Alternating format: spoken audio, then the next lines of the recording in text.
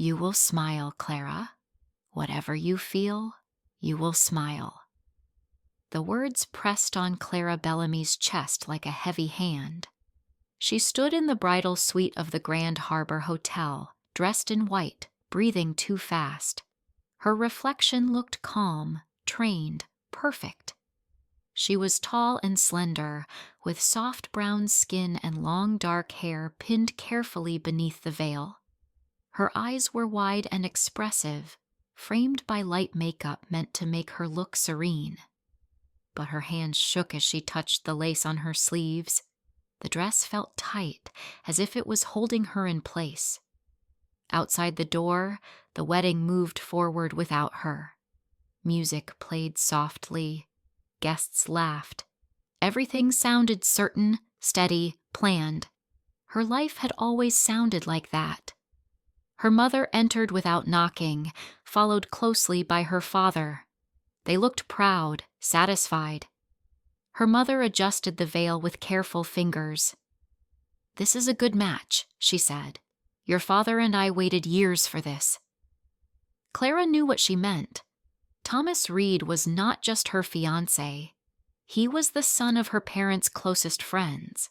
The families had vacationed together, dined together, planned futures together. This wedding had been discussed long before Clara was old enough to understand what marriage meant. "Thomas will take care of you," her father said. "His family is solid, respected. This is how things are done." Clara nodded, like she always did. She had gone to the schools they chose, studied what they approved, smiled when told. This marriage was simply the final step. When her parents left, the room felt smaller. Clara reached for her phone, needing air, needing something real. Instead, she found messages she had never meant to see, sent from an anonymous number. Women's names she did not know. Promises Thomas had written with ease. Words meant for other women, sent while he sat at dinners planned by both families. And pictures. Her heart sank. Slowly. Quietly. When Thomas came in moments later, straightening his cuffs, she showed him the screen. He glanced at it and laughed. Not with shame, not with fear. "This is nothing," he said. "Men like me have distractions. You'll learn to ignore it. Our families understand how these things work." That was when Clara understood. She was not a bride. She was in agreement. Her cousin Lydia entered to say it was time. She stopped when she saw Clara's face. "Clara, I can't do this," Clara whispered. "They chose him. They chose everything. I don't exist in this." Lydia closed the door. "There's a service corridor," she said softly. "It leads outside. My car is near the loading dock." The decision came fast. Clara changed into a simple dress. She left the veil behind. When the doors opened and the music began, she was already walking away. The hallway smelled of metal and soap. Her steps echoed. Her heart raced. Applause rose behind her as she reached the exit. Outside, the air felt sharp and real.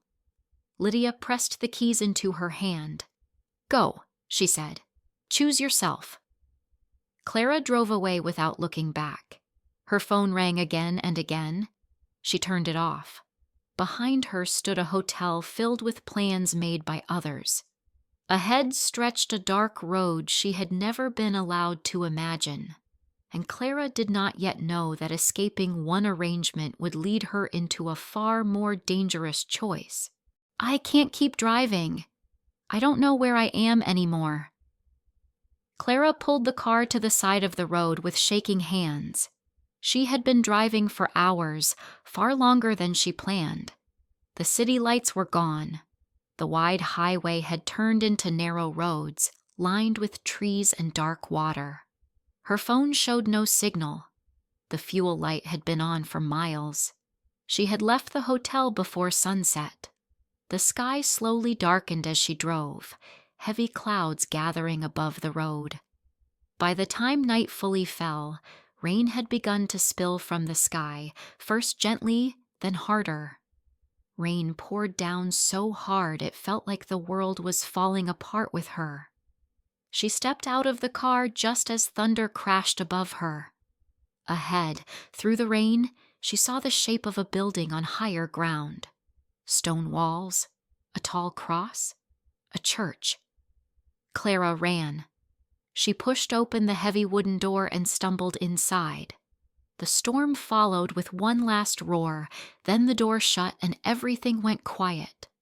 Her breath came fast and uneven. Her clothes were wet. Her legs almost gave way. The church was dim, lit only by candles along the walls. The air smelled of wax and old stone. A man stepped forward from near the altar. He wore simple black clothes, no decoration, no hurry. His face was calm in a way that felt unreal after the storm. His eyes rested on Clara, steady and sharp, as if he already understood more than she had said. "You're safe here," he said. The words were quiet, but they stopped her shaking. She sat on the nearest bench, pressing her hands together to keep them still. Rain hammered the roof, but inside the church nothing moved. The man introduced himself as Father Lucien Moreau. He did not ask her name.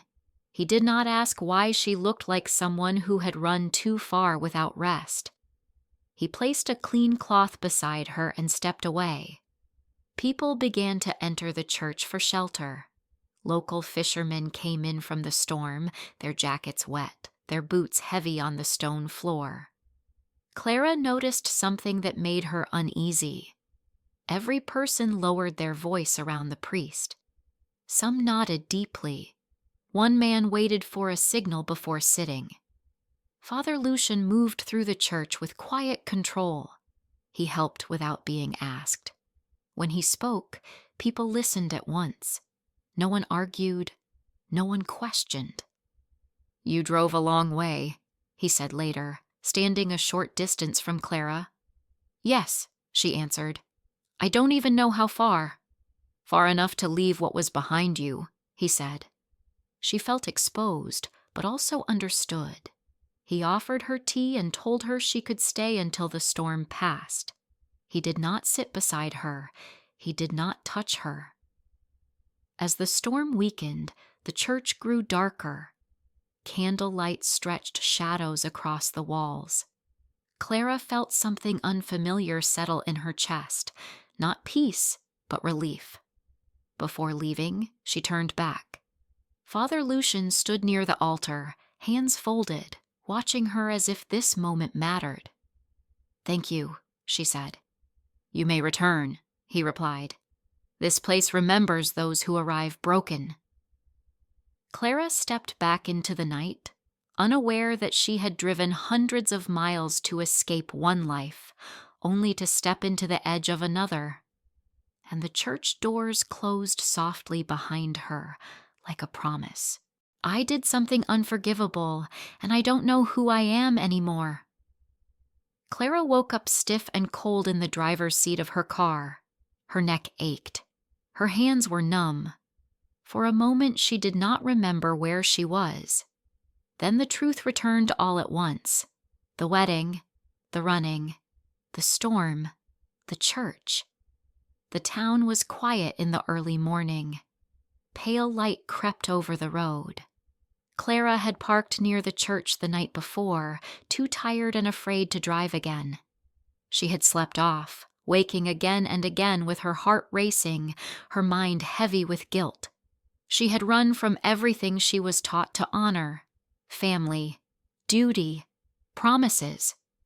The word runaway echoed in her head like an accusation. When the church doors opened for morning prayer, Clara stepped inside. The building felt different in daylight, softer, more honest. Sunlight touched the stone walls, but the air still carried yesterday's silence. She sat alone for a long time, hands clasped tightly, trying to breathe through the weight inside her chest. She did not plan to speak. She only wanted quiet. But when she saw the small wooden door marked confessional, something inside her shifted. A deep need rose. She stepped inside and closed the door. The space was narrow and dark. A thin wooden screen separated her from the other side. She could hear someone breathing there. Slow. Controlled. Father Lucien. She had not known he would be there. Her heart beat faster, but she did not leave. If anything, the fear made her stay. She began to speak softly at first. Her voice shook. She talked about leaving, about fear, about waking up and not knowing who she was without the plans others made for her. She did not name the wedding. She did not name the man. She only spoke of disappearing and the shame that followed her like a shadow. On the other side, Lucien listened. When he spoke, his voice was low and distant, as if coming from somewhere deep. He did not ask questions. He did not interrupt. When he finally answered, he did not speak of her sins. He spoke of his own. He spoke of lives changed by his decisions that could not be taken back. He spoke of carrying guilt like a second skin. Their confessions moved side by side, never touching, but closely aligned.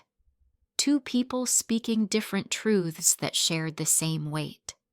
The air felt thick, intimate, unsafe in a quiet way. Clara's chest tightened. Without thinking, she reached her hand toward the wooden screen.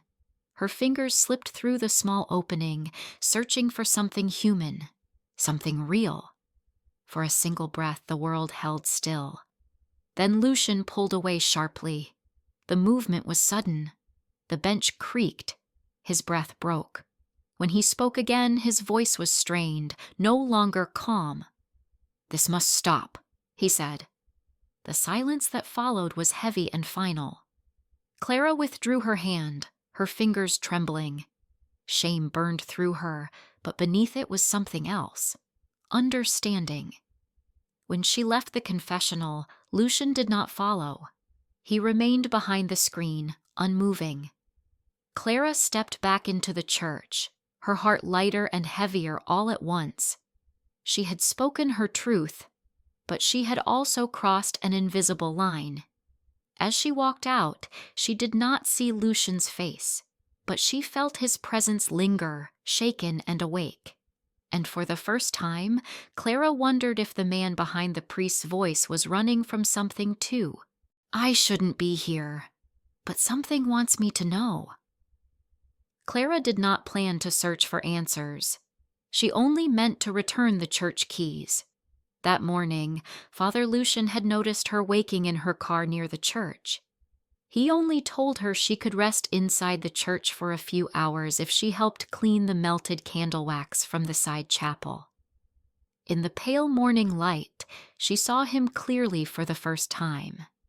He was tall and broad-shouldered, dressed simply in black, his dark hair slightly unkempt, as if sleep had not come easily. His face was calm but worn, marked by quiet restraint, and his eyes held a sharp focus that made her feel both seen and guarded. He trusted her with the keys without hesitation. The weight of them in her palm felt strange, like a test she had not agreed to take. The church was almost empty. The air was cool and still. Her footsteps echoed as she moved through a narrow hallway behind the altar, a place she had not seen before. At the end stood a wooden door marked Parish Records. It was half open. Clara slowed. She told herself to turn away, but the feeling from the confessional had not left her. Lucien's sudden withdrawal, his shaken voice, his fear, all of it pressed against her chest. She stepped inside. The records room was small and crowded with shelves. Old books lined the walls, their pages yellow and curled. Boxes sat stacked on the floor, labeled with years and names. The room smelled of dust and ink and time. Clara searched for the light switch and froze. On a desk near the back lay a thin folder, separated from the others. newer, clean. Her eyes caught on a name typed across the front. It was not Lucien Moreau. Her heart began to pound. She opened the folder with shaking hands. Inside were official documents, transfer letters, church correspondence, and newspaper clippings carefully folded and kept. The face in the photographs was younger, harder, dressed in suits instead of black cloth. The eyes were the same. The articles spoke of a man who controlled others without shouting, a man whose word was enough. People obeyed because they were afraid not to. He had never pulled a weapon himself. He did not need to. Fear followed him like a shadow. He was a Mafia lord. Clara understood why the file was here. When Lucien had entered the priesthood, the church had required full confession, not only of sins, but of identity. His past had been recorded, sealed, and hidden, not erased, but contained. "Clara!" His voice came from the doorway. She turned slowly. Lucien stood still, his face pale but controlled. He did not look angry. He looked tired. "I didn't mean to," she said, though she knew that was not true. "I know," he replied. They stood in silence, surrounded by the weight of his history. Finally, he stepped forward and closed the folder himself. "Yes," he said, "that was me." He did not defend himself. He did not explain in detail. He spoke simply. "I didn't come here to escape," he said quietly. "I came to be healed." Clara listened, her chest tight. Lucien met her eyes. For the first time, he looked afraid of her seeing him fully. "I cannot be both," he said, "the man I was and the man I must remain." Clara stepped back, her thoughts spinning. She saw now why the town feared him, why he refused closeness, why he pulled away when she reached for him. He was not humble. He was holding himself together by force. She placed the folder back on the desk and returned the keys to his hand. Her fingers brushed his skin, and he did not pull away this time. As she left the records room, Clara realized something that made her breath catch. The man she trusted was not hiding from the world. He was guarding it from himself. And she did not know which part of him would break first. "If I stay here, I will disappear again." After the records room, nothing was spoken aloud, but everything had changed.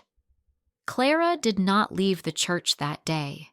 Lucien did not ask her to go.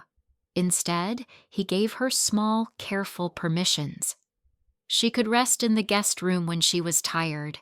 She could help in the mornings. She could stay for meals, but never too late, never too close. Days turned into weeks without either of them naming it. Nothing improper was said. Nothing improper happened. The days moved slowly, like gentle waves. She cleaned candles, swept floors, and helped where she could. In return, Father Lucien allowed her to rest in the small guest room in the priest's house. He never asked too much. He never crossed a line. Life became quiet. Too quiet. Clara woke each morning to the sound of church bells and the smell of old books and tea.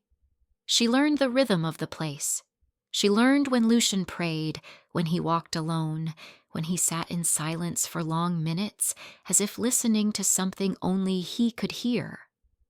They began to share small moments without planning them. She made tea while he read in the evenings. Sometimes they sat at the same table without speaking, comfortable in the quiet. Other times, they talked while cleaning candles or sorting old books. Lucien listened more than he spoke. When he did speak, his words were careful and thoughtful, as if he did not waste them. They spoke often, but carefully, about small things, about faith, art, and the sea nearby. Never about the wedding, never about the past, and never about the feeling that grew between them, slow and warm, like a fire hidden under ash. Clara felt it in the way Lucien watched her when he thought she did not notice, as if memorizing her presence. She felt it when he stood too close while passing her a book, then stepped back as if reminding himself to breathe. She felt it in the way silence stretched between them, no longer empty, but full and heavy with meaning. One evening, the air inside the priest's house felt different. The walls seemed closer. The light was low. Clara stood near the window, her hands folded tightly. She had carried a question inside her for days, and it was growing too big to hold. "I cannot stay like this," she said softly. Lucien turned toward her. His face was calm, but his eyes were not. "I know," he replied. The truth finally came out, not loudly, not with anger. Lucien admitted that he wanted her. The words were simple, but they shook him.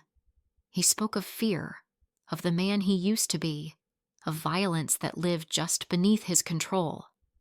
"If I choose you," he said, "I will lose myself." Clara listened carefully. She had heard this before, though never spoken this way. It sounded like love, but it also sounded like a warning. He told her he could protect her, that she would be safe, that she could stay close, but not too close. Clara felt something settle in her chest, clear and sharp. She understood then. This was another promise where she would be kept, not asked, guarded, but not trusted with her own life, protected, but not free. She thought of her parents, of Thomas, of a future planned without her voice. "I will not be hidden again," she said quietly. Lucien did not try to stop her. He did not argue. He only stood still, as if holding himself together by force. That night, Clara packed her small bag. She folded her clothes slowly. Each movement felt calm, careful, final. There was no anger in her heart, only understanding. Before she left, she placed the church keys on the table. Lucien watched her from the doorway. His face showed pain. Clara stepped outside into the cool night air. The road ahead was dark, but it felt honest. As she walked away, she did not know if Lucien would follow. She did not know if she would ever return. But inside the priest's house, Lucien stood alone, realizing something too late. The vows he feared breaking were no longer the ones that bound him most, and it had finally cost him the one thing he could not protect. "You think you can hide her from me?" The words cut through the quiet of the church courtyard like a blade. Father Lucien stood near the stone wall, his hands folded, his face calm. He had been alone, thinking of Clara and the way she left without anger, only truth. Thomas Reed stepped forward, his shoes too clean for the old stones beneath them. His suit was perfect, his smile sharp and cold. He looked angry. Thomas had hired a search party to look for Clara. A local had mentioned a woman sleeping in her car near the church, and that was all he needed. "You took her," Thomas said. "You filled her head with lies." Lucien did not answer at once. He looked at Thomas carefully, the way he used to study men long ago. He saw the tight jaw, the restless hands, the need to control. "She came here on her own," Lucien said quietly. "And she left on her own." Thomas laughed, but it sounded empty. "You expect me to believe that? A priest hiding a runaway bride? You think you're clever." People nearby slowed their steps. A few locals watched from a distance.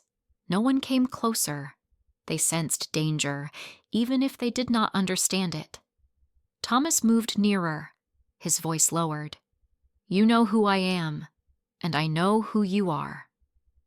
Lucien felt the past stir, like a shadow stretching awake. He did not deny it. "You were someone once," Thomas continued. "Someone powerful. People feared you, and now you wear this collar and pretend you're clean." Lucien's eyes darkened, but his voice stayed calm. "Leave this place." Thomas smiled wider. Or what? You'll pray for me? Then he leaned in, close enough to whisper. I can tell them everything. The church, the town, the police, your buried name, your blood-stained past. And when I do, Clara will come back to me out of fear. People always return to what feels familiar. Lucien felt something change inside him. For years, he believed that if he stayed quiet, the past would stay buried. Now he saw the truth. She is not yours, Lucien said slowly. She never was. Thomas's face hardened. She belongs to the life she ran from, and if I have to burn you to bring her back, I will. Lucien stepped forward then, just one step. But the air shifted. Thomas froze. He recognized that look. Others had too. The man before him was still calm, still controlled, but no longer hiding. You will not speak her name again, Lucien said, and you will leave this town. Thomas scoffed, but his confidence faltered. You think you still scare people? Lucien did not answer. He did not need to. The courtyard felt smaller, the walls closer. Thomas took a step back without meaning to. He straightened his jacket, trying to regain his strength. This isn't over, he said. You cannot protect her forever. Lucien watched him walk away, his footsteps fast and uneven. When Thomas disappeared beyond the gates, the quiet returned. But it was different now. If Clara was to remain free, hiding was no longer enough. As the church bell rang softly above him, Lucien knew the past was no longer buried. It was waking. And this time, it would not stay quiet. I choose myself, even if it hurts. Clara sat on a cold metal bench and held her small bag close to her chest. The bus station smelled of fuel and old coffee. Voices echoed from the loudspeaker, calling out places she had never been to and might never see again. Her hands were steady now, but her heart felt heavy. Before coming here, Clara had spent days moving quietly through town. After leaving the priest's house, she stayed in a small, tired motel near the road. The room had thin walls and a bed that creaked, but it was hers. During the day, she walked along the harbor, helped at a diner for small pay, and kept her head down. At night, she thought. She thought about the church, about Father Lucien, about how safe she had felt, and how small that safety had slowly become. She understood now why she had to leave. Staying would have been easy, too easy. He would have protected her, hidden her, kept the world away. But he would not have chosen her openly, and she had lived that life before, being kept instead of being asked. This time, she refused. When the threat from Thomas reached her ears through quiet whispers and careful looks, Clara made her choice. She packed her bag at dawn and walked to the bus station without telling anyone. Now she waited. People passed her with rolling bags and tired faces.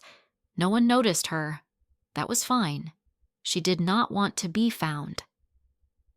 Outside, a car stopped sharply.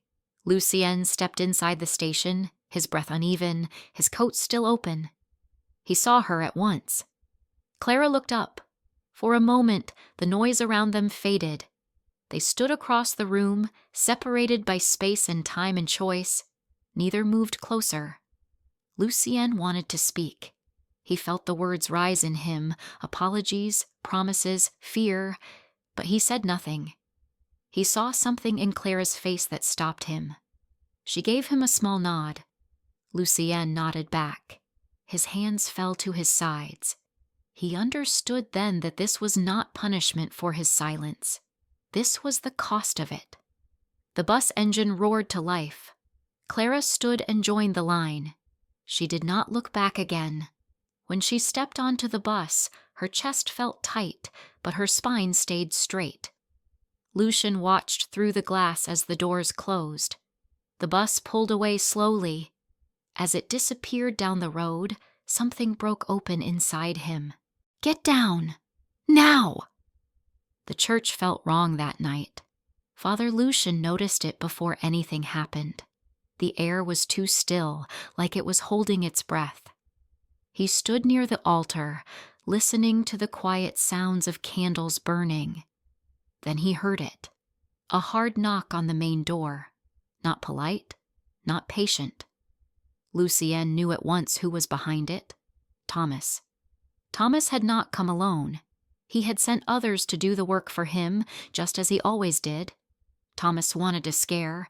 He wanted to remind Lucien of the past. And most of all, he wanted to prove that Lucien could not protect Clara by staying silent. The lights flickered and went out. A few people inside the church gasped. Someone dropped a candle. The flame stayed small, but fear grew fast. Lucien raised his hand. "Stay calm," he said. His voice was steady, and it helped. People stopped moving. They trusted him, even now. Outside, voices argued in low tones. The doors shook again. Not enough to break, but enough to warn. Lucien did not shout. He did not run. He stepped forward and spoke quietly to a few men standing near the walls. They were not strangers. They were people from the town who still listened to him, even after all these years. "Stand by the doors," he said. "No one panics. No one gets hurt." They nodded. Lucien understood what Thomas wanted. He wanted chaos. He wanted Lucien to hide. Or worse, to lose control. But Lucien chose something else. He chose to act. When the doors finally opened, the moment passed quickly. There was no long fight, no loud noise, just firm words and clear commands. The people Thomas sent were confused. They had expected fear. Instead, they found order. Soon, the church was quiet again. Lucien stood alone near the altar. His heart beat hard, but his hands were steady. He felt the old strength inside him, awake and ready. For years, he had pushed it down. He believed silence was the same as goodness. Now he knew better. He reached up and touched the white collar at his neck. Slowly, he took it off and placed it on the altar. "This is where I stop hiding," he said softly. He thought of Clara, of her leaving with courage, of her choosing herself. Thomas had tried to pull him back into the past. Instead, Lucien stepped forward. Outside, the night remained dark, but inside the church, something had finally fallen away. And Lucien knew the next choice he made would change everything. "If I stay silent, I will lose her forever." The town hall was full that evening. People filled the wooden seats, whispering to one another. Some were angry, some were afraid, some were only curious. Word had spread quickly after the night at the church. Everyone wanted answers. Lucien stood alone at the front of the room. He no longer wore the priest's collar. His black shirt was plain. His hands rested at his sides, steady but heavy. For years, he had learned how to command a room without speaking. Now, he had to speak. He began slowly. He told them he was not always the man they thought he was. He spoke of a past built on fear and control. He did not name every act. He did not excuse himself. He only said that people had been hurt because of him and that truth could no longer be hidden. The room stayed quiet. Lucien spoke of the church next. He said the priesthood had given him structure, silence, and a place to stop running. But it had also become a place to hide. He admitted that wearing the collar did not erase his past.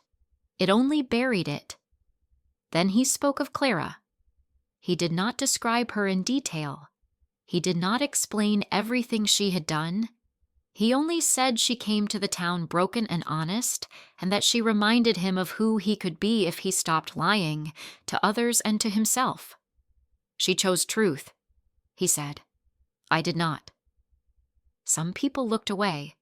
Others leaned forward. Lucien took a breath. He told them he was stepping away from the church, not because he was forced, not because he was chased out, but because living in truth mattered more than wearing a title. "I cannot guide others while hiding from myself," he said. The room stayed silent for a long moment. Then someone stood, then another. No one shouted, no one clapped, but the anger softened. Fear gave way to understanding. Lucien stepped back from the podium and walked out of the hall. Outside, the night air felt cool and open. He did not look back. Lucien returned to the priest's house only once. He packed a small bag. He left the keys on the table. The house felt empty now, like a chapter already closed.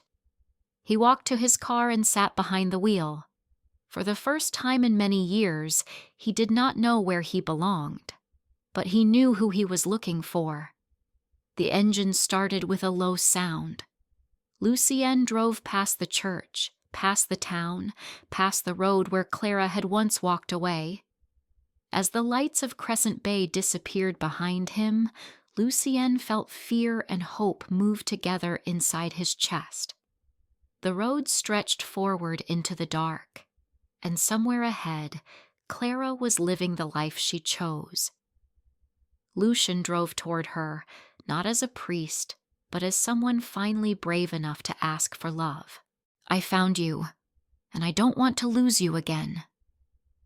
Clara stood alone in the art gallery before opening hours, her hands resting on the back of a chair.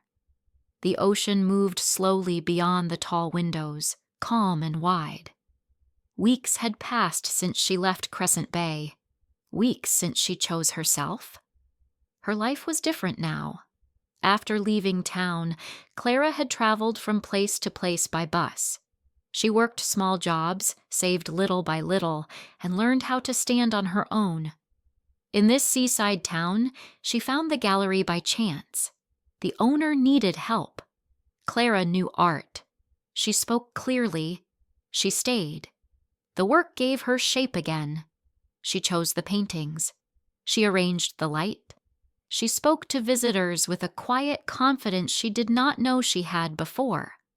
At night, she walked by the water and felt steady, not lonely, not afraid, just whole. Lucien did not stop looking for her. In the weeks before Lucien found her, Clara had made one last difficult call.